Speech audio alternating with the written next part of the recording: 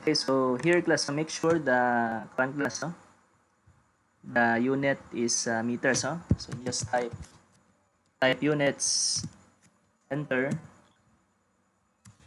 then make sure that is meters, no? Then okay, no? By the way, para kuan class, no?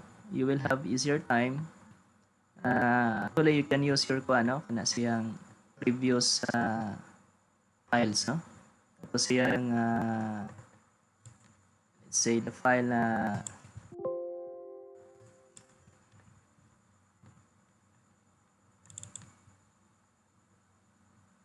so let's find the subjects, no?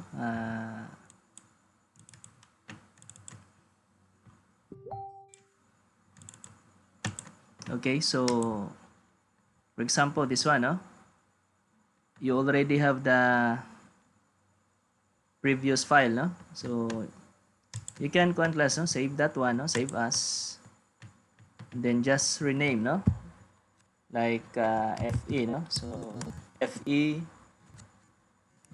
lamppost, no? Okay. So basically, the idea is to be kuan class, no? Kana siyang to be easier for you, no? Para dali na lang, everything is set, no? So since you have already set the units, no? You have already have the layer, but you just have to make kuan lang ani.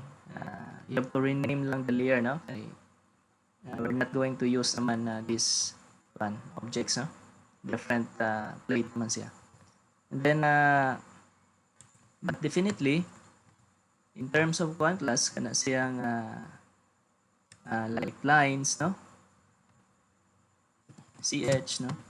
So basically you will have more kuan line types, no? Because you have loaded naman line types, no? For example, here the LA sa line type, no? LA, then here line type, no? Click. In case your desired line type is not yet one class found, then here you can click load, no? Then hidden, okay. Then you can load further, no?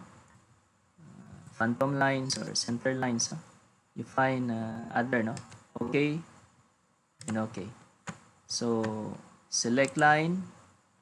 So here you can find other line types, no?